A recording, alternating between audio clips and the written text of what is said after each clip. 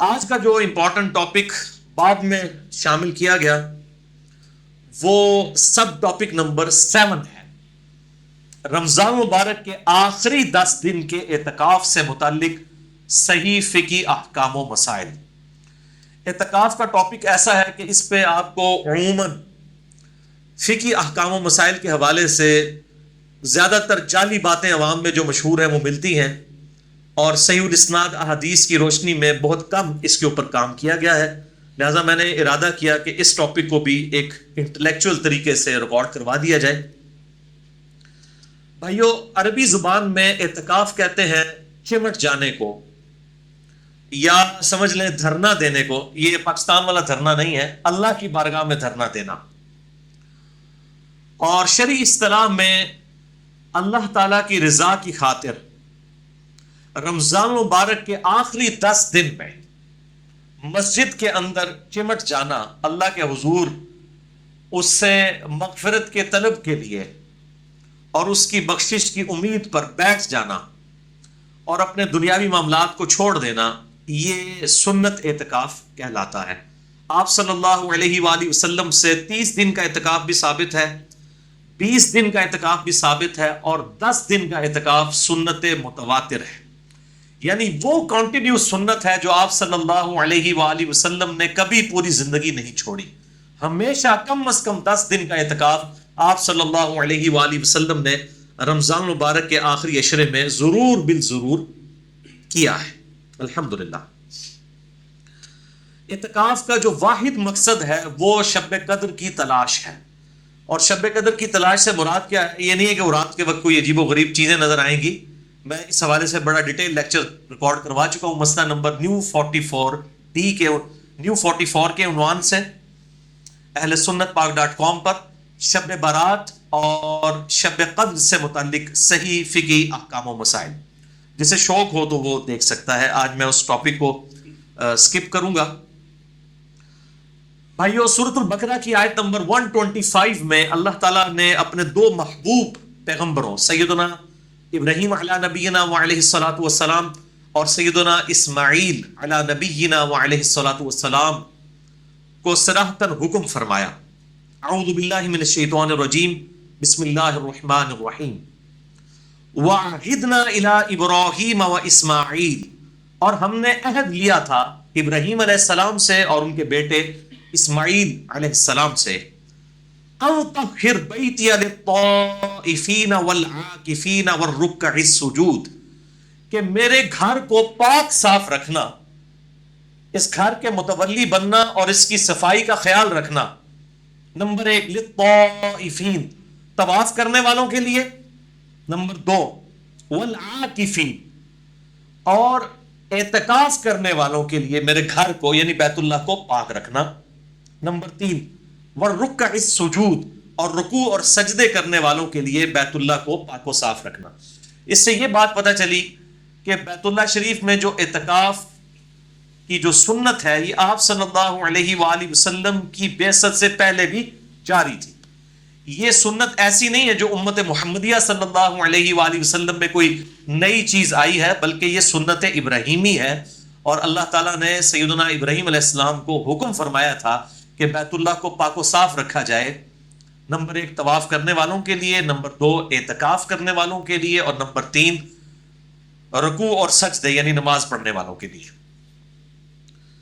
بھائیو، سورۃ البقرہ ہی میں جو رمضان المبارک کے کانٹیکسٹ میں رکوع نمبر 23 ہے، اس میں ایک آیت ہے سورۃ البقرہ آیت نمبر 187، جس میں اشارتاً اعتکاف کا بھی ذکر آیا۔ وَلَا تُبَاشِرُوهُنَّ وَأَنْتُمْ عَاكِفُونَ فِي الْمَسَاجِدِ، اور اپنی بیویوں کے ساتھ ازدواجی تعلق مت قائم کرو جب کہ تم مسجد میں اعتکاف کی حالت میں ہو۔ یعنی عورتیں بھی مسجد میں اعتکاف بیٹھا کرتی تھی اس زمانے میں، امہات المومنین بھی اور باقی عورتیں بھی۔ اللہ تعالیٰ نے حکم فرمایا کہ اگر کوئی میاں بیوی اعتکاف مسجد میں بیٹھے ہیں تو وہ ازدواجی تعلق قائم نہیں کر سکتے، ورنہ ان کا اعتکاف ٹوٹ جائے گا۔ تو اس میں بھی اشارتاً اعتکاف کا ذکر آیا کہ مساجد کے اندر اعتکاف ہو سکتا ہے، یہ سنت ہے۔ جہاں تک اعتکاف کی فضیلت ہے تو اس حوالے سے صوفیاء کی کتابوں میں آپ کو بہت ساری روایتیں مل جائیں گی کیمیاء سعادت کے اندر، تذکرۃ الواعظین کے اندر اور کتابوں کے اندر، لیکن ان میں سے کوئی بھی اصول محدثین پر مضبوط روایت نہیں ہے. اس لیے کیٹاگوریکل ڈیسیژن ہے محدثین کا رحمہم اللہ اجمعین کہ اعتکاف کی فضیلت کے اوپر، کوئی پرٹیکولر فضیلت کے اوپر کوئی بھی صحیح حدیث روئے عرض پہ موجود نہیں. بہرحال میرے نزدیک یہی فضیلت کافی ہے کہ اللہ تعالیٰ نے اسے انڈورس کیا ہے اور اپنے انبیاء کرام علیہ السلام کو حکم دیا ہے کہ میرے جو بندے اعتکاف کے لیے مسجد میں آتے ہیں ان کے لیے مسجد کو صاف رکھو. اور اس حوالے سے احکامات بھی احادیث کے اندر آئے ہیں. تو یہ خود بہت بڑی فضیلت ہے کہ انسان دنیاوی معاملات کو چھوڑ کر پورے پیشن کے ساتھ، پوری ڈیڈیکیشن کے ساتھ اللہ تعالیٰ کی بارگاہ میں حاضر ہو جائے. اللہ تعالیٰ ہم سب کو توفیق عطا فرمائے، آمین. اس حوالے سے ایک بڑی مشہور روایت پیش کی جاتی ہے جو اہل سنت کی مین سٹریم کی 3 کتابوں کے اندر موجود ہے. نمبر 1 المعجم الاوسط امام طبرانی کی کتاب میں، نمبر 2 شعب الایمان امام بیہقی کی کتاب میں، اور نمبر 3 المستدرک للحاکم میں. ان تینوں کے اندر یہ روایت موجود ہے، لیکن یہ روایت مردود ہے.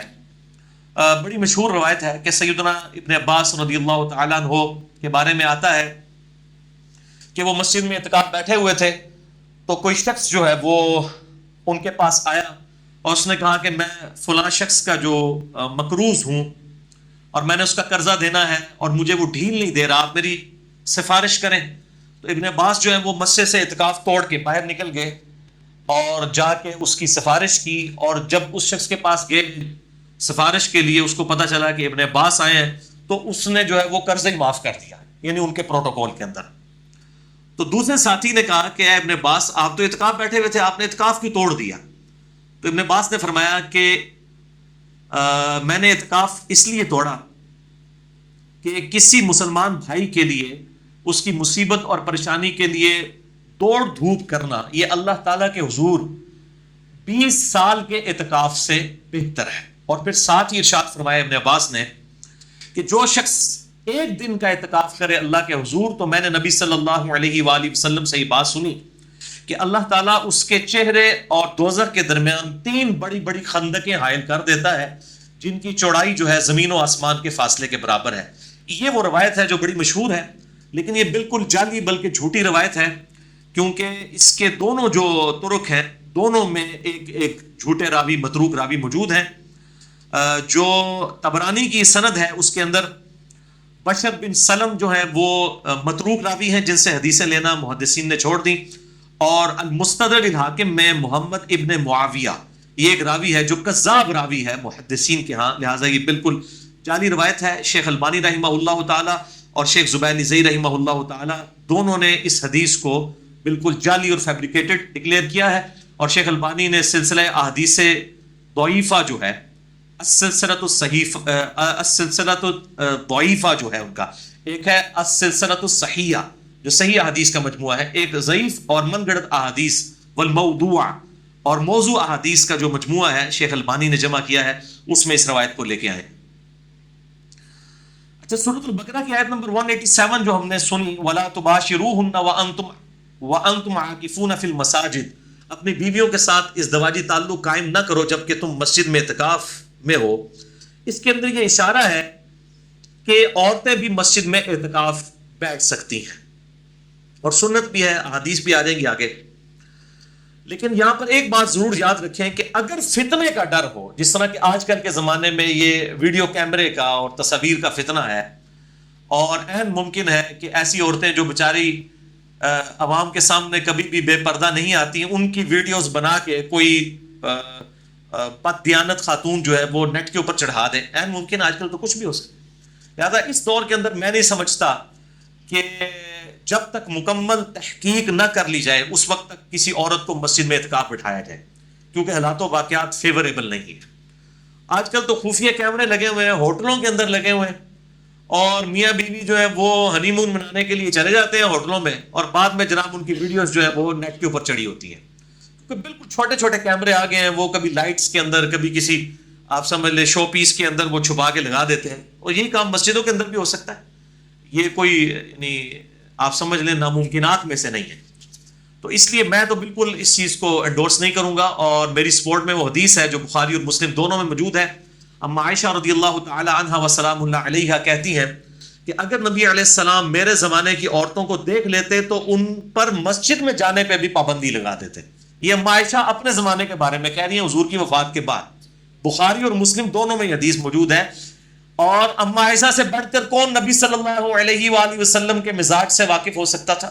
مزاج رسول سے آشنا تھی آپ رضی اللہ تعالیٰ عنہ، اور وہ کہہ رہی ہیں کہ اگر میرے زمانے کی عورتوں کے حالات آپ صلی اللہ علیہ وآلہ وسلم دیکھ لیتے تو مسجد میں جانے سے بھی روک دیتے.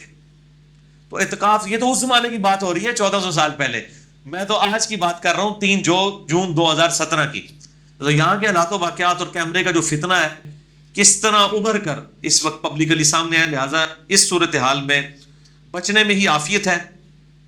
اور اس حوالے سے میں نے ڈیٹیل لیکچر بھی دیا ہے عورتوں کے پردے کے حوالے سے، اس میں میں نے اس طرح کی کئی احادیث ہیں مکمل ڈیٹیل کے ساتھ، ان کے انٹرنیشنل نمبر بھی احادیث کے بتائے ہیں، مسند نمبر 161B عورتوں کے پردے سے ریلیٹڈ احکامات کے اوپر.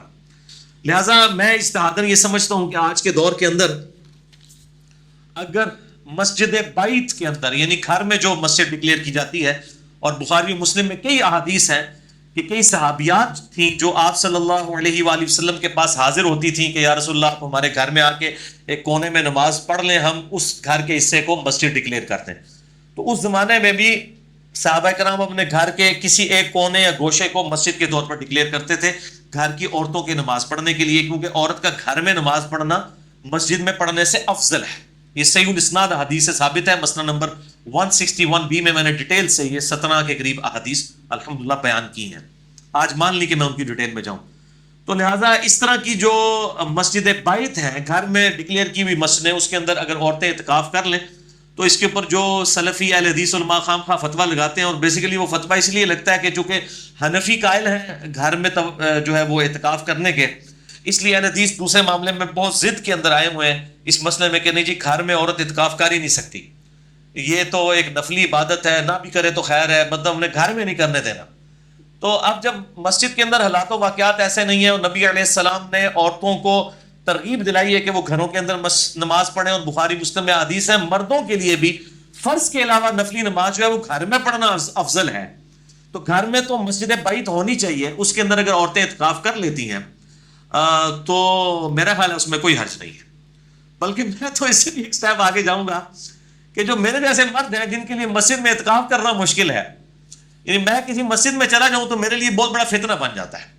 اتنے لوگ ملنے کے لیے آ جاتے ہیں اور ملاقاتوں کا سلسلہ شروع ہو جاتا ہے، حتیٰ کہ مسجد کمیٹی اور مسجد کی جو انتظامیہ اور مسجد کے جو امام اور خطباء حضرات وہ خام خواہ میرے خلاف ہو جاتے ہیں. یہ تو اللہ تعالیٰ کسی کے دل میں کسی کی محبت ڈال دینا. یعنی میں کہیں پہ بھی چلا جاؤں پورے پاکستان کے اندر جہاں پہ بھی انٹرنیٹ ہے تو لوگ جانتے ہوتے ہیں الحمدللہ. لہٰذا میں تو اب کئی سال ہو گئے کہ میں تو اعتکاف کی ایک سنت سے ہی محروم ہو چکا ہوں.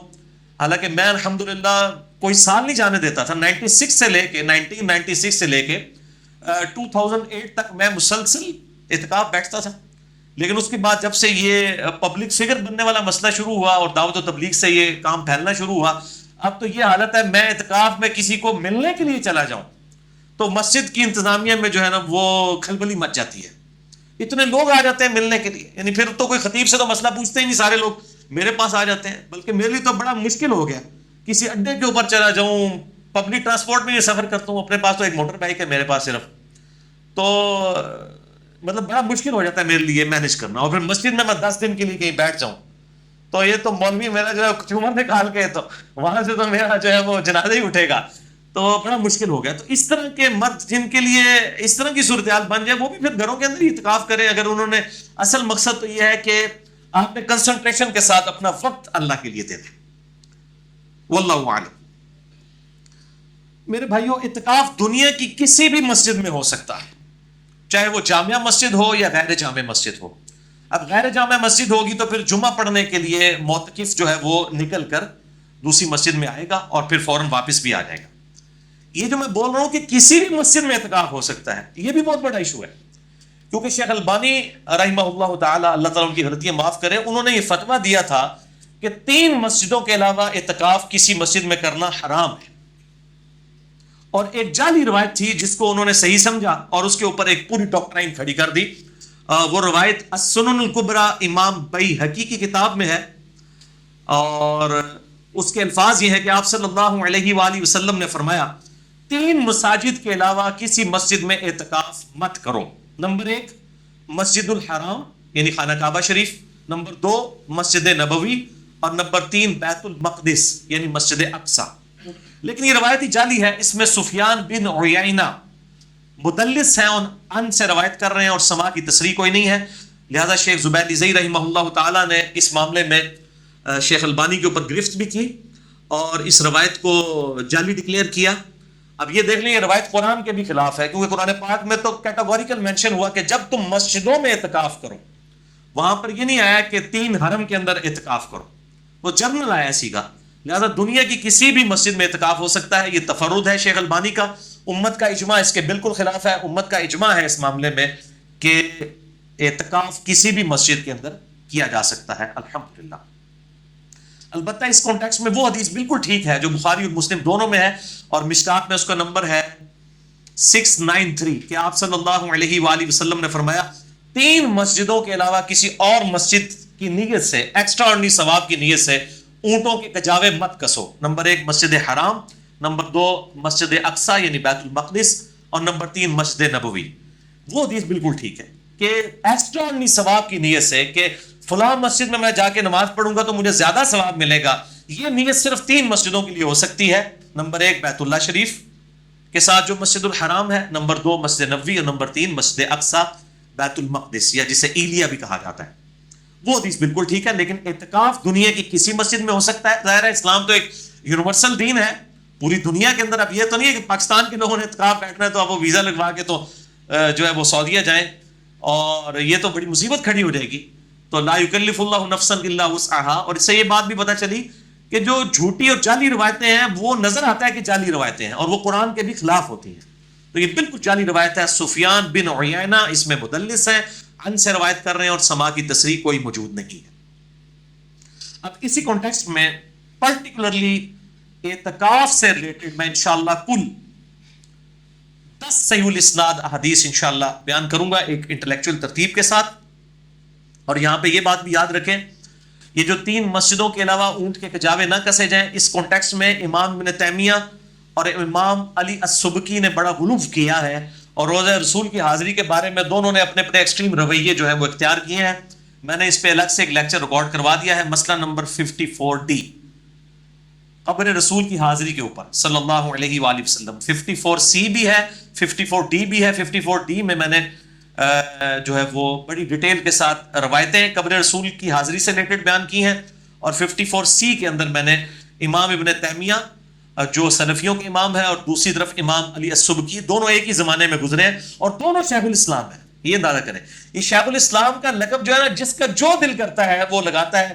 ڈاکٹر طارق قادری صاحب نے بھی لگا لیا، ان کے مقابلے میں ڈاکٹر جو ہے آصف اشرف جلالی صاحب بھی اپنے ساتھ شیخ الاسلام لگانا شروع ہو گئے۔ یہ شیخ الاسلام یا شیخ الاسلام یہ لقب جو ہے یہ بڑا سستا ہو گیا ہے۔ تو وہاں پہ ایک ہی زمانے میں 2 امام ہیں، وہ دونوں شیخ الاسلام امام ابن تیمیہ ہیں اور شیخ الاسلام امام علی السبکی ہیں، دونوں ایک ہی زمانے کے ہیں، ایک صوفیوں کے امام ہیں ایک سلفیوں کے۔ دونوں نے قبر رسول صلی اللہ علیہ وآلہ وسلم کی حاضری کے معاملے میں غلو کیا ہے، اور میں نے دونوں کا رد کر کے اہل سنت کا جو منہج درمیان میں ہے مسئلہ نمبر 54C کے اندر بیان کیا ہے، جسے شوق ہو تو وہ دیکھ سکتا ہے۔ بہرحال اب اعتکاف کے کانٹیکسٹ میں کل 10 صحیح الاسناد احادیث میں انشاءاللہ بیان کروں گا ایک انٹلیکچوئل ترتیب کے ساتھ، الٹ اپ ایٹ رینڈم نہیں ہے، میں نے بڑی محنت سے ان کو ترتیب دیا ہے، اور میں انشاءاللہ ان کے نمبرز بھی ساتھ ساتھ انٹرنیشنل بتاتا جاؤں گا، اور جو حدیث مشکات کے اندر ہے میں انشاءاللہ مشکات کے نمبر بھی بتاؤں گا۔ اور مشکات کو میں نے ڈکلیئر کیا ہے، مشکات از دا انسائکلوپیڈیا آف حدیث، اہل سنت کی مین سٹریم کی کم از کم 13 کتابوں کا یہ مجموعہ ہے، بخاری، مسلم، ترمذی، ابو داؤد، نسائی، ابن ماجہ، الموطا امام مالک، مسند احمد، سنن الکبریٰ البیہقی، المستدرک للحاکم، اور کئی کتابوں کی یہ نوٹس ہیں۔ 6294 احادیث کا مجموعہ، امام ولی الدین تبریزی المتوفی 748 ہجری، آج سے 800 سال پہلے یہ انہوں نے کتاب لکھی۔ شیخ زبیدی رحمہ اللہ تعالیٰ کی تحکیم تخریج کے ساتھ اہل سنت پاک.com ہماری ویب سائٹ کے اوپر 3 PDF اس کے رکھے ہیں، جسے شوق ہو تو وہ ضرور ڈاؤن لوڈ کر کے اسے پڑھیں، میں اس کے نمبر بھی ساتھ ساتھ بتاؤں گا۔ اور یہ چونکہ سیکنڈری بک ہے مشکات، اس کے فٹ آپ کو پرائمری کتابوں کے نمبرز بھی مل جائیں گے. یہ میں اس لیے حوالہ دیتا ہوں کہ آپ کو اتنی کتابیں لینے کے بجائے 3 PDF رکھ لیں تو آپ یہ سمجھ لیں جس طرح وہ نوکیا کا موبائل یوزر فرینڈلی ہے نا، حدیث کی کتابوں میں سب سے یوزر فرینڈلی جو حدیث کی کتاب ہے یہ مشکات المصابیح ہے الحمدللہ. اس لیے میں نے پورا لیکچر اس کے اوپر دیا ہے، مسئلہ نمبر 111B مشکات المصابیح کا مکمل تعارف. اعتکاف کے حوالے سے پہلی حدیث بخاری اور مسلم دونوں میں ہے، مشکات میں اس کا نمبر ہے 2097. اما عائشہ رضی اللہ تعالیٰ عنہ کہتی ہیں کہ نبی صلی اللہ علیہ وآلہ وسلم رمضان مبارک کے آخری عشرے میں اعتکاف فرمایا کرتے تھے حتیٰ کہ آپ کی وفات ہو گئی، یعنی ہمیشہ آپ نے اعتکاف کیا. اور آپ کی وفات کے بعد آپ کی ازواج مطہرات یعنی آپ کی بیویاں بھی مسجد نبوی کے اندر اعتکاف فرمایا کرتی تھی.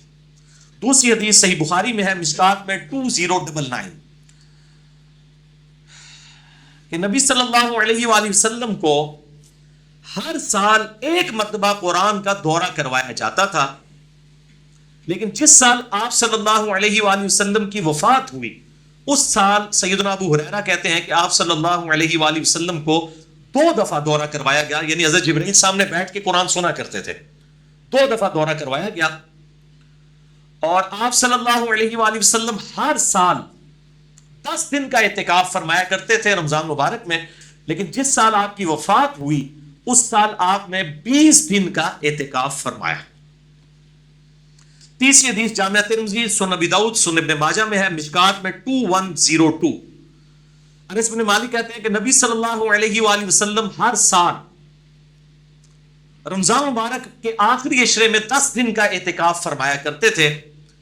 ایک مرتبہ نہ کر سکے تو اگلی مرتبہ آپ صلی اللہ علیہ وآلہ وسلم نے 20 دن کا اعتکاف کیا، یعنی ایک سال آپ کا اعتکاف چھوٹ گیا تو آپ صلی اللہ علیہ وآلہ وسلم نے اگلے رمضان میں پھر 20 دن کا اعتکاف کیا، یعنی وہ اپنا 10 دن والا. اور یہ 20 دن والا وہی اعتکاف تھا جس اعتکاف کے بعد آپ صلی اللہ علیہ وآلہ وسلم دنیا سے رخصت ہو گئے. اور وہ جو اعتکاف چھوٹا اس کی وجہ کیا تھی وہ وجہ بھی سن لیں. وہ چوتھی حدیث ہے صحیح بخاری میں، یہ مشکات میں نہیں ہے لیکن بخاری میں 2033 ہے. اما عائشہ کہتی ہیں رضی اللہ تعالیٰ عنہ کہ آپ صلی اللہ علیہ وآلہ وسلم جب اعتکاف کے لیے بیٹھنے کا ارادہ کیا رمضان مبارک میں تو میں نے آپ صلی اللہ علیہ وآلہ وسلم کے لیے خیمہ لگا دیا. بہتر یہی ہے کہ خیمہ لگا ہو، اگر خیمہ نہ بھی ہو تب بھی ٹھیک ہے. جس طرح مسجد نبوی میں یا بیت اللہ شریف میں ہزاروں لوگ اعتکاف بیٹھتے ہیں، اگر خیمے لگ جائیں تو پھر لوگ کیسے وہاں پہ مینج کر سکیں گے نماز کو؟ تو خیمہ لگانا وہاں ضروری نہیں، لیکن بہتر ہے، سنت ہے، پرائیویسی بھی قائم رہتی ہے. ظاہر ہے کہ رات کے وقت پھر سونا بھی ہوتا ہے، آرام بھی کرنا ہوتا ہے، تو بہتر یہ کہ خیمے کا اہتمام ہونا چاہیے. بہرحال اما عائشہ کہتی ہے کہ خیمہ لگا دیا. پھر سیدہ حفصہ آئیں حضور کی بیوی، انہوں نے اما عائشہ سے کہا کہ میں بھی چاہتی ہوں کہ میں بھی نبی صلی اللہ علیہ وآلہ وسلم کے ساتھ اعتکاف بیٹھوں. تو سیدہ عائشہ نے اجازت دے دی، انہوں نے بھی اپنا خیمہ لگا لیا. اس کے بعد سیدہ زینب آئیں حضور کی ایک اور بیوی، انہوں نے بھی خیمہ لگا لیا. پھر آپ صلی اللہ علیہ وآلہ وسلم مسجد نبوی میں جب داخل ہوئے تو دیکھا کہ اتنے سارے خیمے لگے ہیں. بتایا گیا کہ یہ آپ کی یہ اس بیوی کا ہے، یہ دوسری بیوی کا ہے، یہ تیسری بیوی کا ہے. تو آپ صلی اللہ علیہ وآلہ وسلم جلال میں ہیں اور آپ نے فرمایا کہ یہ جو خیمے جتنے لگے ہوئے ہیں تم کیا سمجھتے ہو کہ یہ خیمے ثواب کے لیے کھڑے کیے گئے ہیں؟ اللہ اکبر. یہ ہے کمٹمنٹ ٹو گاڈ. یعنی نبی علیہ السلام نے کہا کہ یہ تو سارے میرے چکر میں ہیں، یعنی میری بیویاں میرا قرب حاصل کرنا چاہتی ہیں، اس لیے انہوں نے خیمہ لگا لیا ضد کے اندر. یہ اللہ کے لیے خیمے نہیں لگے ہوئے. اور آپ صلی اللہ علیہ وآلہ وسلم نے فرمایا کہ یہ سارے خیمے اکھاڑو، حتیٰ کہ اپنا خیمہ بھی اکھڑوا دیا. اور آپ نے اعتکاف ہی نہیں کیا اس سال. پھر شوال کا مہینہ جب اگلا عید والا مہینہ آیا اس میں آپ نے 10 دن کا اعتکاف کیا، اور رمضان کا یہ جو اعتکاف چھوٹ گیا تھا یہ آپ نے پھر اگلے سال 20 دن کا اعتکاف کیا. اور پھر اس سے اگلے سال آپ صلی اللہ علیہ وآلہ وسلم کو اعتکاف نصیب نہیں ہوا، اس سے پہلے ہی آپ صلی اللہ علیہ وآلہ وسلم دنیا سے رحلت فرما گئے. تو اس سے آپ اندازہ کریں کہ اعتکاف کا مقصد اللہ تعالیٰ کی رضا جوئی ہونا چاہیے. حضور کی بیویاں اگر حضور کا قرب حاصل کرنے کے لیے صلی اللہ علیہ وآلہ وسلم، جو خود ایک ثواب کا کام ہے، خیمے لگائیں تو آپ صلی اللہ علیہ وآلہ وسلم اس کو بھی اکھڑوا رہے ہیں کہ اللہ از دا ٹاپ پرائورٹی، اللہ ترجیح اول ہونا چاہیے. تو اب اس میں ہی امپلائڈ ہے کہ جو لوگ گھر کے کاموں سے بچنے کے لیے اور مسجد کا راشن جو ہے وہ ہڑپ کرنے کی خاطر اور سمارٹ فون کے اوپر چیٹنگ کرنے کی خاطر مسجد میں اعتکاف بیٹھتے ہیں تو ان کا اعتکاف کیا ہوگا؟ تو کس کو دھوکہ دے رہے ہیں؟ اللہ کو تو پتہ ہے کس نیت سے وہ بیٹھے ہیں. لہٰذا اعتکاف میں جو بھی شخص بیٹھے تو گپ شپ کے لیے نہ بیٹھے، نہ وہ اسمارٹ فون لے کے تو اس کے اوپر ہی ہمیشہ چڑھا رہے. ٹھیک ہے، وہ کبھی ضرورت کے تحت کوئی چیز استعمال کرنی پڑتی ہے، وہ ایک الگ چیز ہے، لیکن میں نے دیکھا ہے جن لوگوں کے پاس یہ فون ہے الحمدللہ، میں نے تو اپنے آپ کو اس فتنے سے تاحال محفوظ رکھا ہوا، انشاءاللہ آئندہ بھی ارادہ ہے. تو وہ اس فتنے کا پھر شکار ہو جاتے ہیں، وہ ہر وقت پھر اسمارٹ فون کے اوپر ہی رہتے ہیں، اور مسجد کا اعتکاف بھی وہ گپ شپ میں گزرتا ہے. اور پھر یہ ایک پہلو ہے اس اعتکاف کا، اس کے ساتھ کئی اور ڈینجرس پہلو جو مسجد کے اندر اعتکاف کے حوالے سے جڑے ہوئے ہیں وہ بہت خطرناک ہے. مطلب میں نے خود اعتکاف کئی دفعہ کروایا 1999 میں. آج آپ دیکھ لیں 3 جون 2017 ہے، تو میں آج سے 18 سال پہلے کی بات کر رہا ہوں. میں نے باقاعدہ یعنی ایک بہت بڑے لیول کا اعتکاف جس میں کم از کم 400-500 لوگ بیٹھے ہوئے تھے. اس وقت میں دعوت اسلامی میں تھا، سبز پگڑی باندھا کرتا تھا. تو یہ ہمارے جہنم شہر کے اندر ہی 1999 کا اعتکاف میں نے خود مینج کروایا ہے.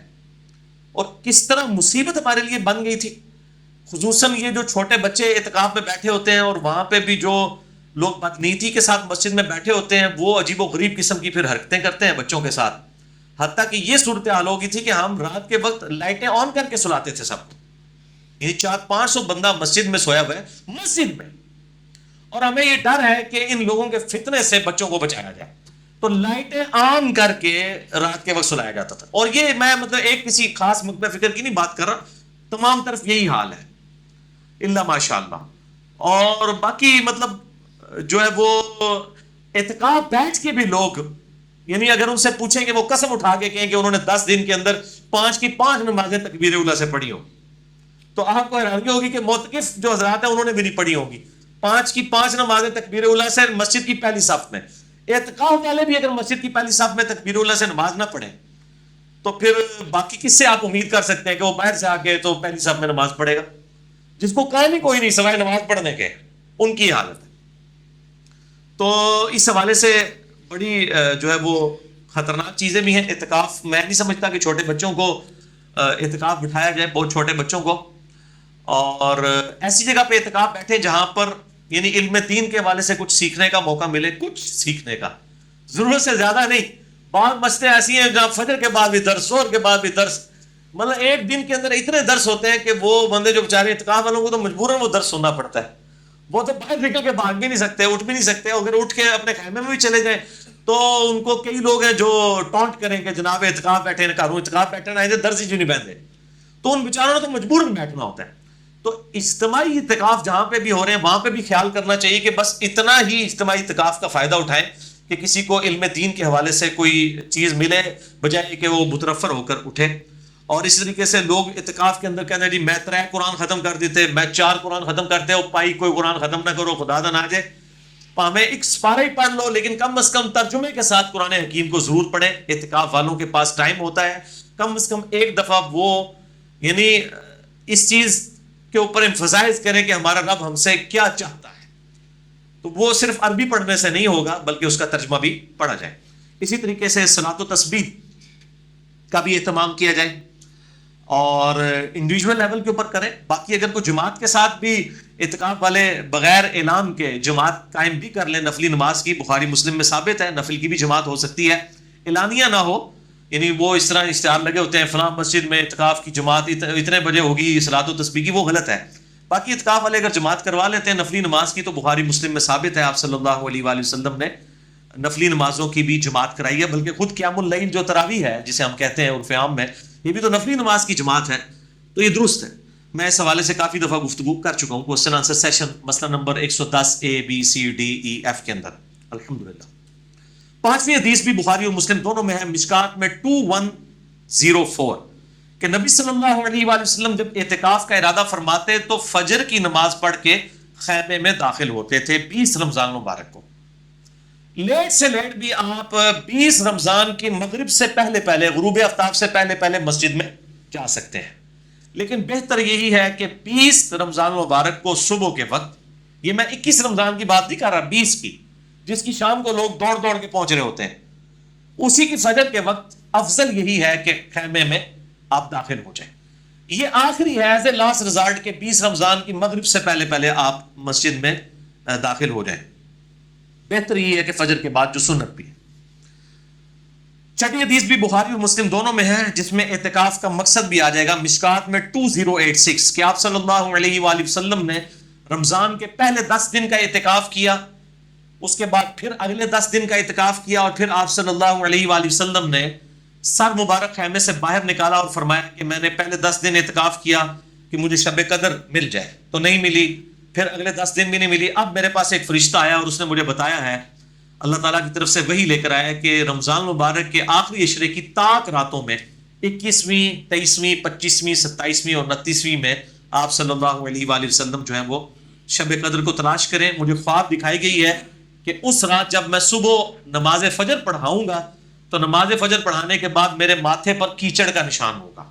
اور صحابہ کہتے ہیں کہ 21ویں رات کو اتنی بارش ہوئی کہ مسجد نبوی ٹپک پڑی, اور آپ صلی اللہ علیہ وآلہ وسلم جب نماز پڑھ کر صحابہ کرام کی طرف متوجہ ہوئے تو آپ کے ماتھے پر کیچڑ کا نشان تھا, چونکہ وہ زمین بھی گیلی ہو چکی تھی. ڈھک مٹی پہ ہی آپ صلی اللہ علیہ وآلہ وسلم سجدہ کرتے تھے, یہی افضل ہے.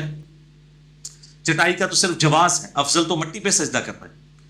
تو صحابہ کہتے ہیں ہمیں سمجھ آ گئی کہ یہ رات شب قدر تھی. یعنی صحابہ کو بھی وہ رات گزرنے کے بعد فجر کے بعد پتہ چلا, یہ نہیں ہوتا کچھ چیز نظر آنی ہوتی ہے. تو اب یہ علیحدہ سے ٹاپک ہے. مسئلہ نمبر نیو 44 میرا ریکارڈڈ ہے الحمدللہ, اور 73,000 سے زیادہ لوگ دیکھ چکے ہیں. یہ پچھلے دنوں میں ریکارڈ ہوا ہے مسئلہ نمبر 44 نیو 44 شب برات اور شب قدر کے اوپر. جس سے شوق ہو تو وہ دیکھیں, میں نے اس حوالے سے بڑی ڈیٹیل گفتگو کی ہے. 7ویں حدیث بھی بخاری اور مسلم دونوں میں ہے, مشکات میں 2100. اما عائشہ رضی اللہ تعالیٰ عنہ کہتی ہیں کہ جب آپ صلی اللہ علیہ وآلہ وسلم اعتکاف فرماتے تو آپ صلی اللہ علیہ وآلہ وسلم مسجد نبوی چونکہ ایڈجسنٹ تھی حجرہ عائشہ کے ساتھ, تو آپ صلی اللہ علیہ وسلم مسجد میں ہی سے جو کھڑکی کھلتی تھی آپ کے حجرے کی لیفٹ سائڈ کے پر, یعنی قبلہ رخ آپ کا ہو تو لیفٹ سائڈ کے اوپر حجرہ مبارک جہاں پہ آپ قبر مبارک ہے آپ صلی اللہ علیہ وآلہ وسلم کی, تو اس حجرے کی جو کھڑکی تھی وہ مسجد نبوی میں کھلتی تھی. آپ صلی اللہ علیہ وسلم اپنا سر مبارک وہاں سے اندر کر دیتے تھے. اور اما عائشہ کہتی ہیں کہ میں بسا اوقات حالت حیض میں بھی ہوتی تھی, تب بھی آپ صلی اللہ علیہ وسلم کے علم میں بھی یہ بات ہوتی تھی, تو آپ صلی اللہ علیہ وسلم مجھ سے کنگھی کروایا کرتے تھے. اور آپ صلی اللہ علیہ وسلم میرے حجرے میں صرف اسی وقت تشریف لاتے تھے جب کوئی طبعی ضرورت ہوتی تھی انسانی, یعنی پیشاب وغیرہ کرنے کے لیے ہی آپ صلی اللہ علیہ وسلم مسجد سے باہر نکلا کرتے تھے, یا غسل وغیرہ کرنے کے لیے.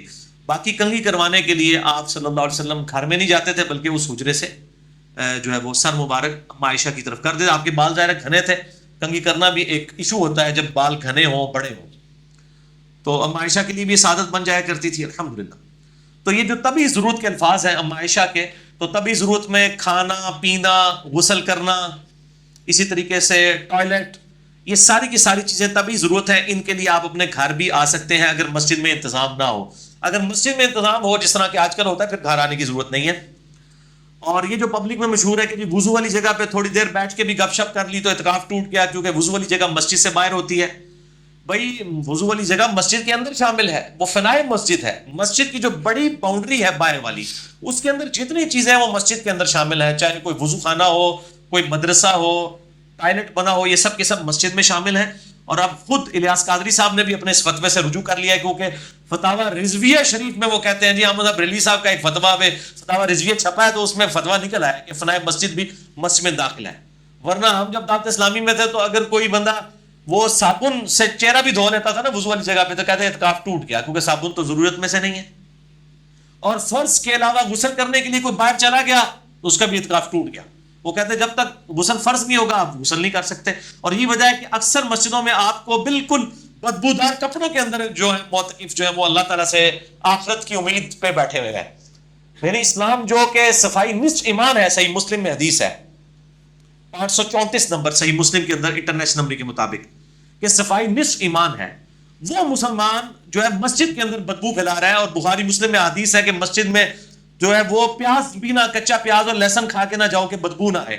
آپ نے اعتکاف والے اگر 500-600 بندے اجتماعی اعتکاف میں بدبودار بٹھائے ہوئے ہیں, جن کو نہ آپ غسل کرنے دے رہے ہیں, نہ کپڑے بدلنے دے رہے ہیں گرمیوں میں, جس طرح آج کل جون کے اندر روزے ہیں, تو اور جی وہ فرض غسل کے علاوہ باہر نہیں نکل سکتا, کپڑے نہیں بدل سکتا, ناخن نہیں کاٹ سکتا, بھائی سب کچھ کر سکتا ہے, کوئی ممانعت نہیں. روزانہ کپڑے بدلے، روزانہ 10 دفعہ بے شک نہائے. میں نے تو حدیث سے ثابت کیا کہ آپ صلی اللہ علیہ وآلہ وسلم تو اپنا روزہ ٹھنڈا کرنے کے لیے بھی نہایا کرتے تھے، جسم کے اوپر گیلا کپڑا رکھا کرتے تھے. تو صاف رہنا یہ اولین ترجیح ہے. وہ کہتے ہیں جس کپڑے میں اعتکاف بیٹھے گا اسی میں اس کو اٹھنا ہے. انا للہ و انا الیہ راجعون. کوئی ایسا مسئلہ نہیں ہے. یہ سب کی سب چیزیں بالکل جعلی بنائی ہوئی ہیں. المصنف ابن ابی شیبہ میں ایک پورا چیپٹر ہے جس میں صحابہ کرام تابعین کے فتاوی موجود ہیں کہ وہ معتکف جو ہے وہ ایون اگر جامع مسجد نہیں ہے تو جمعہ پڑھنے کے لیے بھی اپنی مسجد سے نکل کے دوسری مسجد میں جا سکتا ہے. ایون یہاں تک ہے کہ کسی کا جنازہ بھی پڑھنے کے لیے جا سکتا ہے جبکہ وہ فالتو کسی کے پاس کھڑا نہ ہو. بعض تابعین کے نزدیک مریض کی عیادت کے لیے بھی جا سکتا ہے، جنازہ پڑھنے کے لیے بھی جا سکتا ہے، اس کا اعتکاف نہیں ٹوٹے گا. تو الحمدللہ دین کے اندر آسانی ہے. ایسا نہیں ہے کہ وہ خام خواہ ایک چیزیں مشہور کر دی ہوئی ہیں اور یہ خام خواہ لوگوں نے معاملات کو بگاڑ دیا ہے. 8ویں حدیث بھی بخاری اور مسلم دونوں میں ہے اور یہ مشکات میں نہیں ہے. بخاری میں اس کا نمبر ہے 2035، مسلم میں 5680. یہ بہت کریٹیکل حدیث ہے. میں نے اگلے دن بیان بھی کی تھی اپنے ای میلز کے حوالے سے بھی. سیدہ صفیہ بنت حیی بن اخطب رضی اللہ تعالی عنہا وسلام اللہ علیہا حضور کی بیوی تھی. یہ اعتکاف کی حالت میں حضور کو ملنے کے لیے آئی. آپ صلی اللہ علیہ وآلہ وسلم اعتکاف بیٹھے ہوئے تھے. رات کے وقت میں مسلم شریف کے الفاظ ہے کہ ملنے کے لیے آئیں. اب رات آج کل کی رات نہیں تھی کہ اسٹریٹ لائٹس ہیں، بالکل گھوپ اندھیرا ہے. آپ صلی اللہ علیہ وسلم کافی دیر تک ان کے ساتھ باتیں کرتے رہے. پھر آپ صلی اللہ علیہ وسلم ان کے ساتھ بڑی دور چلے گئے ان کو گھر چھوڑنے کے لیے. واپسی پہ آپ نے دیکھا کہ 2 انصاری اصحاب کھڑے ہیں جو آپس میں گفتگو کر رہے ہیں.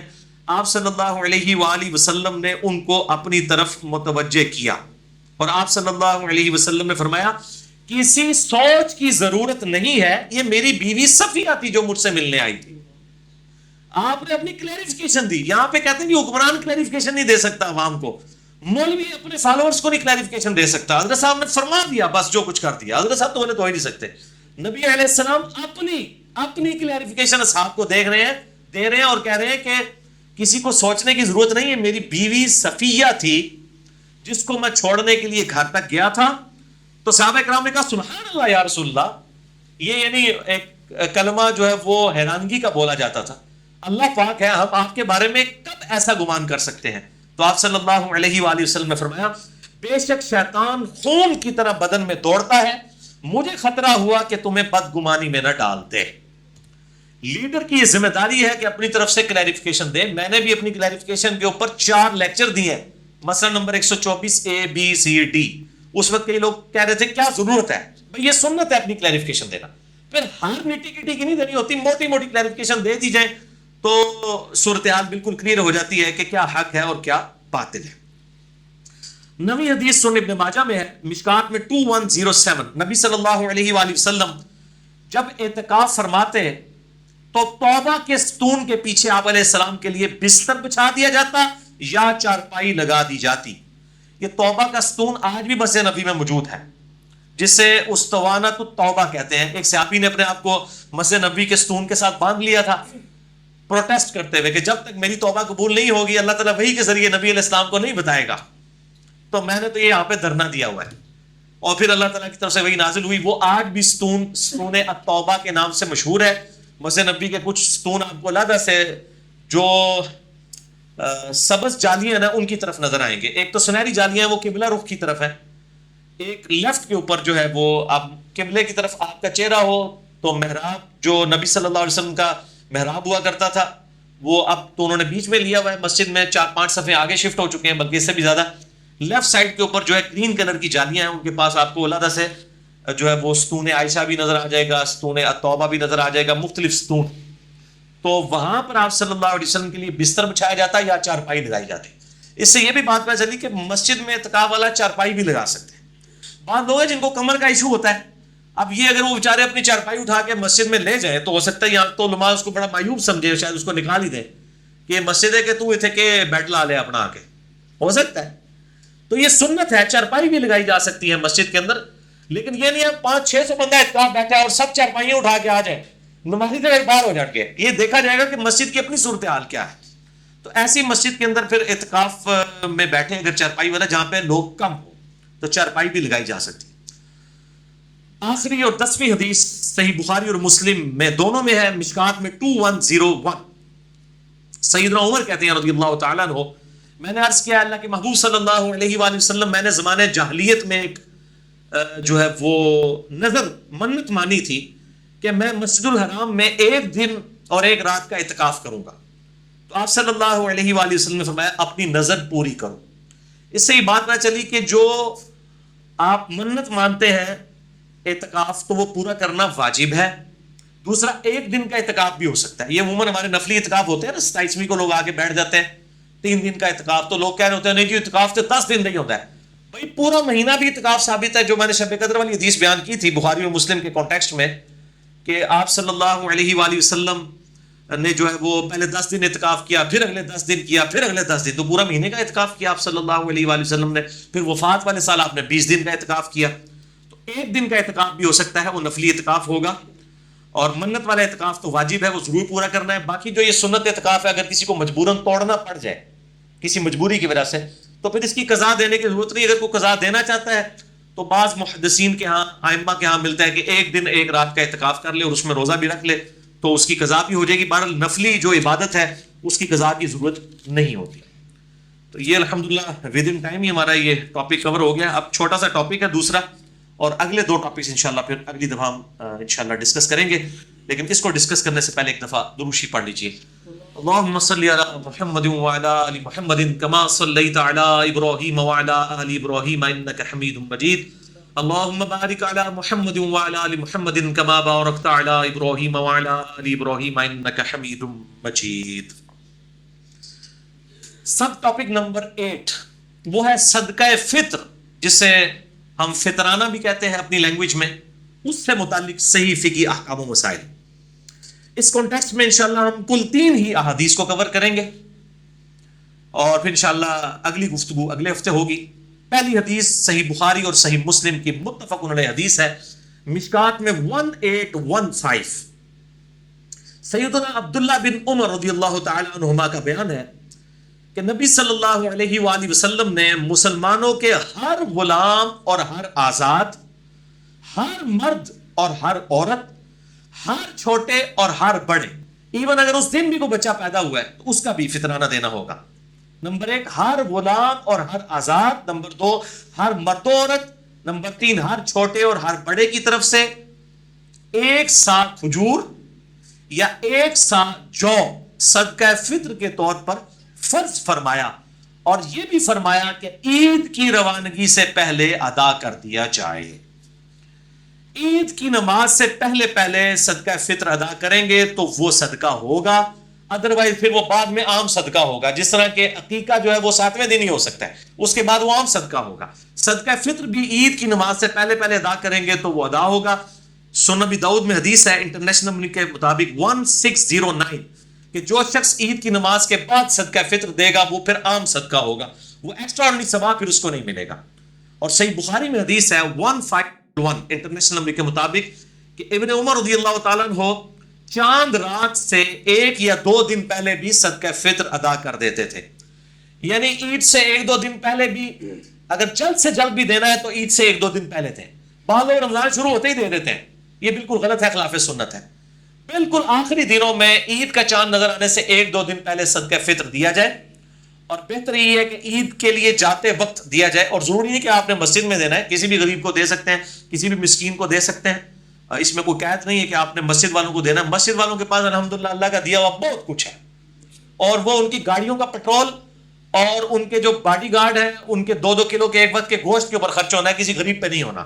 تو بہتر یہ ہے کہ آپ کے جو رشتہ دار غریب ہیں سب سے زیادہ حق ان پر ہے آپ کا، کہ وہ آپ پر حق رکھتے ہیں کہ آپ ان کو جو ہے وہ اللہ کی راہ میں جو صدقہ اور خیرات کرتے ہیں وہ ان کو دیں، جن کو آپ جانتے بھی ہیں کہ یہ نہ ہوتے نہ ہوگے تو لگ بھی جائے گا انشاءاللہ تعالی.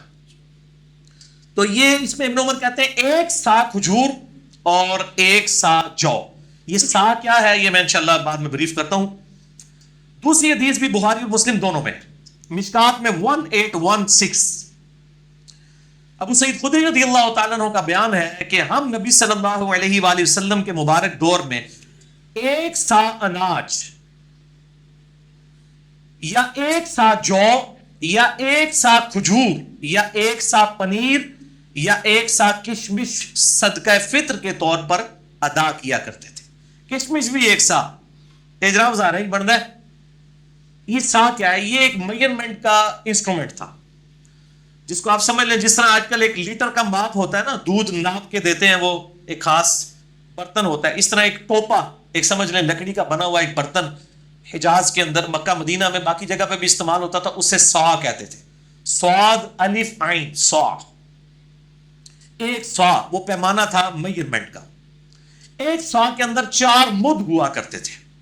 جس طرح آپ سمجھ لیں آج کل 1 کلو گرام میں 4 پاؤ ہوتے ہیں, 4 پاؤ مل کے 1 کلو گرام بنتا ہے. اس وقت 4 مد مل کے ایک سا بنتا تھا. یہ مد وہی ہے جو بخاری اور مسلم میں حدیث ہے, جس کا کانٹیکسٹ صحیح مسلم میں ہے. انٹرنیشنل نمبر کے مطابق صحیح مسلم میں 6488 کہ جب عبد الرحمن بن عوف رضی اللہ تعالیٰ عنہ کو خالد ابن ولید نے ایک دفعہ گالی دے دی جھگڑے کے دوران, تو آپ صلی اللہ علیہ وآلہ وسلم نے حضرت خالد ابن ولید کو بلا کے ڈانٹا اور فرمایا, خالد تو میرے صحابہ کو گالیاں دیتا ہے. حالانکہ خالد بھی صحابی تھے, لیکن آپ نے فرق کر دیا کہ جو لوگ گولڈن پیریڈ میں اسلام لے کے آئے اور جو اسلام پر جب مشکل وقت تھا اس وقت اسلام لے کے آئے, ان میں فرق ہے. خالد تو بہت بعد میں مسلمان ہوئے, صلح حدیبیہ کے بھی بعد. اس وقت تو سب لوگ اسلام قبول کر رہے تھے کیونکہ جو ہے وہ آپ سمجھ لیں ٹلٹ ہو چکا تھا قبلہ آپ صلی اللہ علیہ وآلہ وسلم کی طرف, کہ آپ کو غلبہ حاصل ہو گیا تھا. تو فرمایا تو میرے اصحاب کو گالیاں دیتا ہے.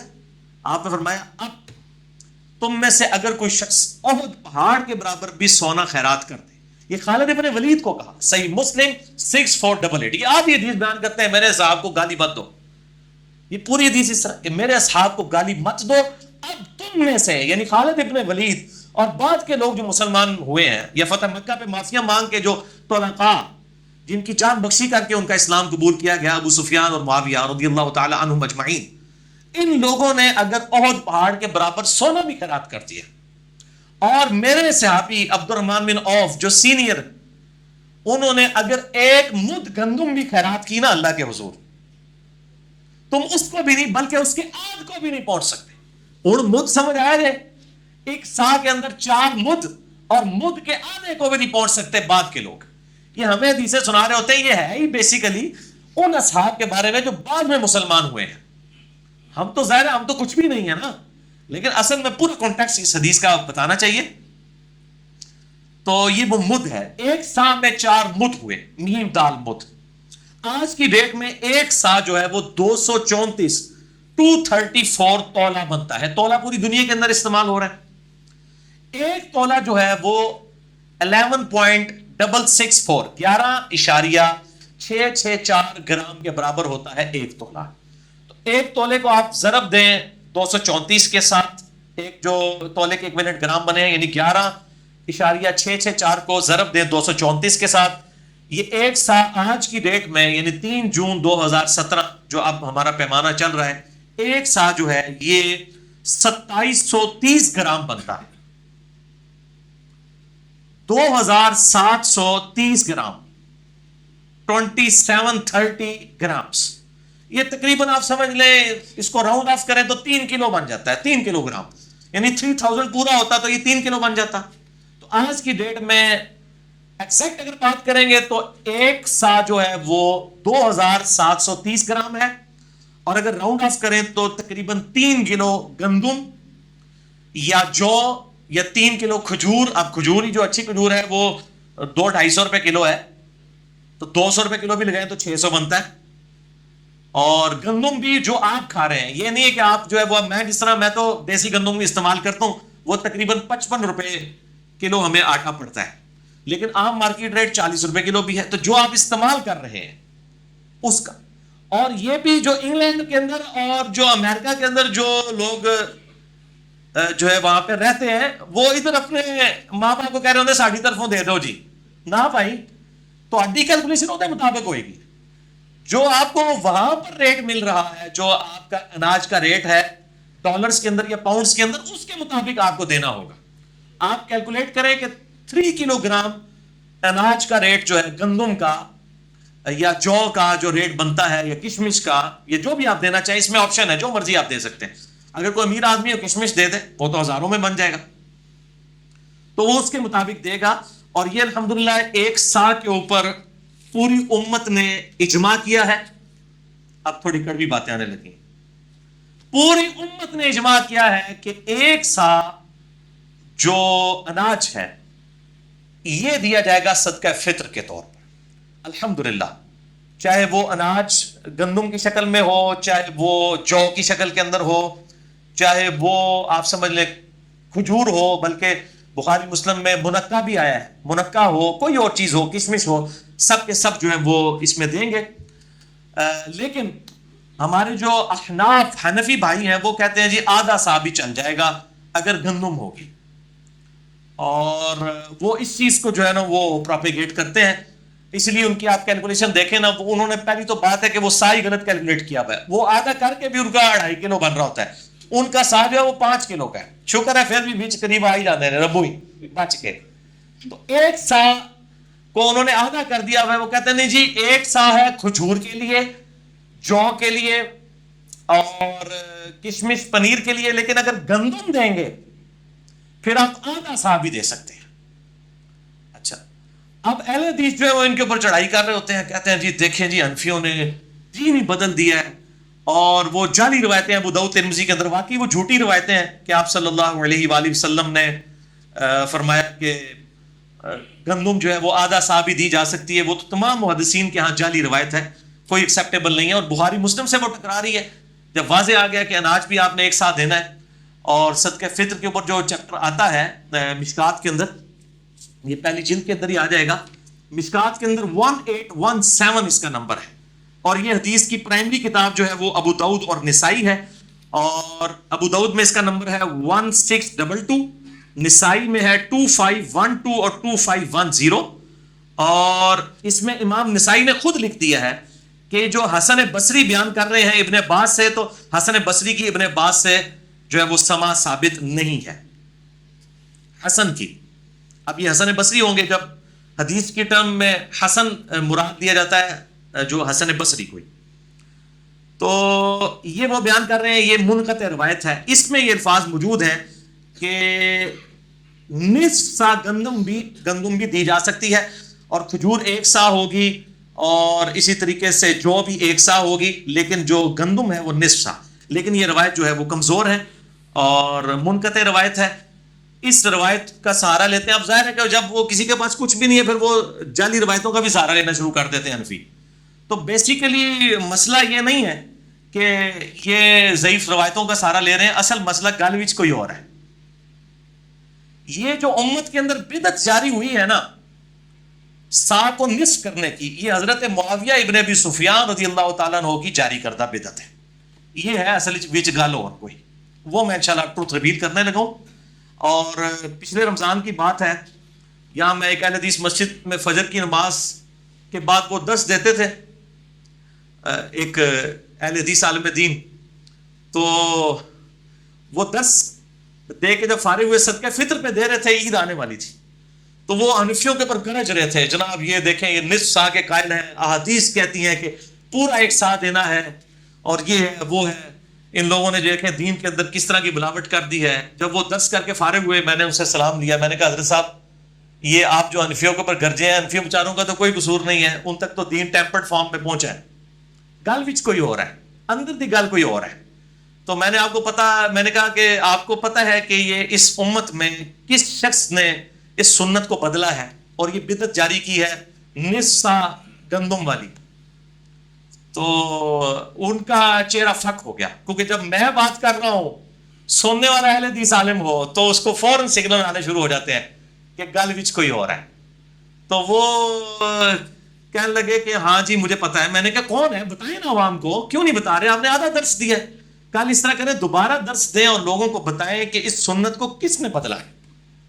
وہ جی ہم تو صحابہ کرام کے بارے میں بول نہیں سکتے. میں نے کہا صحابہ کرام نہیں یار، ایک بندہ ہے آپ نے اس کو صحابہ کرام کہہ دیا، ایک کے لیے سنگولر کا صیغہ استعمال کریں، آپ جمع کا صیغہ کیوں استعمال کرتے ہیں؟ یہ زیادہ زیادہ 4 بندے ہیں، حضرت معاویہ ہیں، حضرت مغیرہ ابن شعبہ ہیں، عمر بن عاص ہے، اور بصر بن ابی ارطا، یہ 4 بندے ہی ہیں. اور صحابہ کرام وہ تو ہزاروں میں ہیں، ان 4 کو آپ نے ریپرزینٹیٹو کیسے بنا دیا؟ بنانا ہے تو آپ 4 یار کو بنائے، ابو بکر عمر عثمان و علی کو رضی اللہ عنہم اجمعین. تو 4 کو صحابہ کرام کہہ دیتے ہیں کہ جس طرح پتہ نہیں سارے صحابہ کے خلاف کوئی مہم کھڑی ہو جائے گی، بھائی آپ خود اپنے ممبروں سے سناتے ہیں کہ عبداللہ بن عمر نے حج تمتع کے مسئلے میں حضرت عمر کی مخالفت کر دی، جامع ترمذی میں حدیث ہے، اور بخاری اور مسلم میں مولا علی نے حضرت عثمان غنی سے مخالفت کر دی حج تمتع کے مسئلے میں۔ جب انہوں نے حج تمتع کو ختم کیا تو انہوں نے کہا یہ سنت ہے، حضرت علی ڈٹ گئے، عبداللہ بن عمر بھی ڈٹ گئے اپنے مسئلے پہ۔ تو جب یہ آپ باتیں بیان کرتے ہیں تو اس وقت اگر حضرت عثمان اور حضرت عمر کی غلطی بیان ہو سکتی ہے اور وہ الحمدللہ امت نے ایکسیپٹ نہیں کیا ہے، امت نے ریجیکٹ کر دیا اس کو، آج پوری امت جو ہے وہ حج تمتع کرتی ہے، قیامت تک کے لیے باقی ہے الحمدللہ۔ اور یہاں پر بھی امت کی جو اہل علم کی اکثریت تھی انہوں نے اس فتوے کو ریجیکٹ کیا، احناف لے کے چلے وہ بھی اپنی وہ تقلید کی روش کے اندر، لیکن اصل مسئلہ یہ تھا کہ حضرت معاویہ نے یہ بدعت جاری کی تھی کہ انہوں نے ایک سا کو بدل دیا اور آدھا سا کر دیا گندم کے لیے۔ تو وہ اہل حدیث عالم سے جب میں نے کہا تو یہ صحابہ کرام نہیں ہے، یہ حضرت معاویہ ہیں، کہنے لگے ہاں جی ہاں لیکن ہم تو خاموش ہیں۔ میں نے کہا خاموش ہیں تو باقیوں کے بارے میں بھی خاموش ہو جائیں، مجھے بتائیں جو شخص جرم کا بانی ہو اس کے بارے میں آپ خاموش ہو، اور جو بیچارے اس کو دیکھ کے جرم کر رہے ہو ان کے اوپر آپ اتنی زبان کھول رہے ہو، تو یہ تو دو نمبری، ٹھیک ہے۔ چور کو نہ مارے، چور کی ماں کو مارے، جو ایک محاورہ بھی بولا جاتا ہے۔ تو اگر آپ یہ سمجھتے ہیں دین کے ساتھ بدنیتی کی ہے احناف نے، تو جس آدمی نے یہ بدعت شروع کی ہے پہلے اس کو لا کے کٹارے میں کھڑا کریں، ورنہ انٹرنیشنل عدالت میں ہمارا یہ مقدمہ آپ لے کے چلے جائیں تو گورے سے فیصلہ کروا لیں۔ میں تو لوگوں سے کہتا ہوں ہم اپنا جو مقدمہ پیش کریں کہتے ہیں علماء کے ساتھ بیٹھیں، میں آج اس ویڈیو کی وساطت سے سب علماء کو کہتا ہوں میرے ساتھ بیٹھیں، لیکن انصاف کے لیے جو جج ہوں گے نا وہ گورے ہونے چاہیے، کہ میں کتابیں کھولوں گا اور سامنے رکھوں گا، گورے جو ہے نا وہ نہیں، اس کے سامنے کوئی بزرگ کوئی امام نہیں ہوگا، نہ اس کے سامنے کوئی ہوگا کہ یہ جی مشاجرات صحابہ ہیں، نہ وہ جب حدیث دیکھے گا کہے گا نہیں بھائی غلط ہے، کوئی بھی کرے۔ تو میں علماء کے ساتھ بیٹھنے کے لیے تیار ہوں، لیکن یہ بھی آج خوش ہو جائیں گے نا، کہتے ہیں نہیں بیٹھتا نہیں ہے، سارے پریشان ہیں، یہاں بھی جو 70-80 کے قریب لوگ بیٹھیں گے، لے جائیں میرا پیغام، لوگوں کو بتائیں گے تیار ہے علی صاحب، لیکن جج جو ہے وہ گورا ہونا چاہیے، کوئی مسلمان جج نہیں ہونا چاہیے تھا، کوئی مولوی نہیں چاہیے تھا، نہ مسلمان اینکر، گورا بٹھائے جج لے آئے، کسی بھی عدالت میں ہم بات کرنے کے لیے تیار ہیں، کیونکہ آپ کے مسلمان اینکر اور مسلمان جج جو ہے وہ پری ڈیٹرمنڈ ریزلٹس کے ساتھ بیٹھے ہیں، یہاں تو معاملہ کچھ اور ہے۔ تو یہ آپ وہ ٹروتھ ریویلنگ حدیث بھی سن لیں، اور اس حدیث کو میں نے الحمدللہ اپنے کربلا والی حدیثوں میں ڈال دیا ہے، پہلے تو یہ ریسرچ پیپر دکھائے نا جی، پھر میں حدیث بعد میں بیان کرتا ہوں۔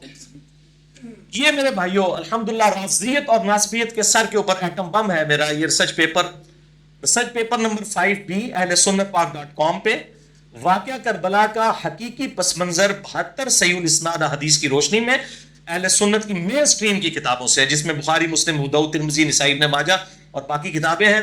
کل 200 روایتیں میں نے جمع کی ہیں، اس میں جنگ جمل، صفین، نہروان اور سیدنا عثمان غنی رضی اللہ تعالیٰ عنہ کی شہادت کے اصلی اسباب۔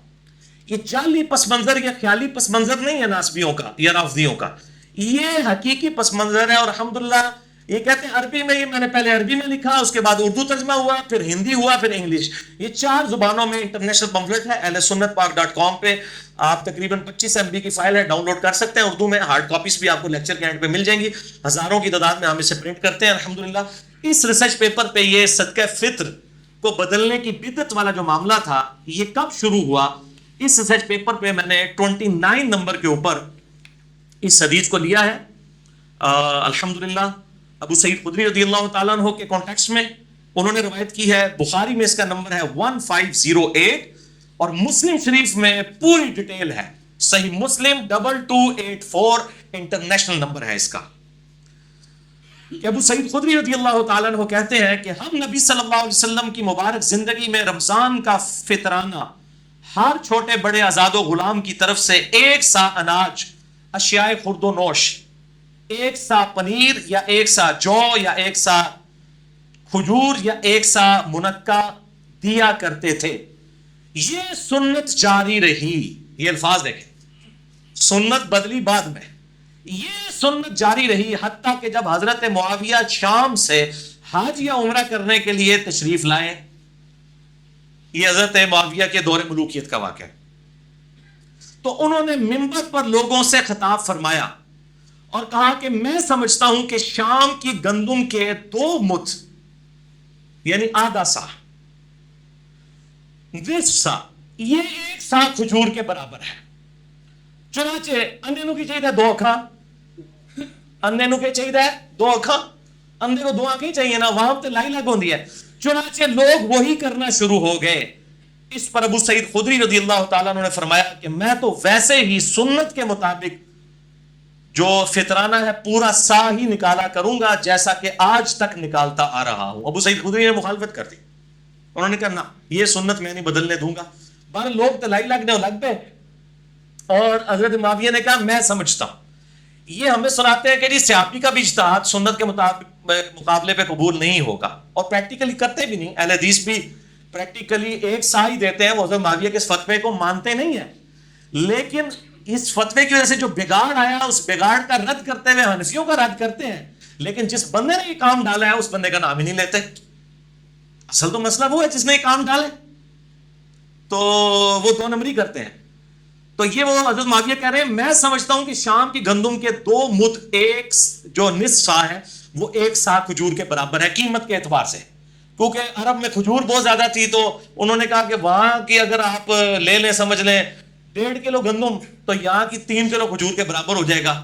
پھر تو میں بھی اس کو ایک سٹیپ آگے کرتا ہوں. حضرت معاویہ زندہ ہوتے میں کہتا حضرت میں یہ سمجھتا ہوں کہ آج میں میرے دور کے اندر چونکہ کھجور تو ہمارے ملک کے اندر بہت مہنگی ہے, ہم تو پھر کھجور کے اگر 3 بھی سا ادا کریں جو پورا 3 کلو 1 سا ادا بھی کر دیں تو کتنا بنتا ہے؟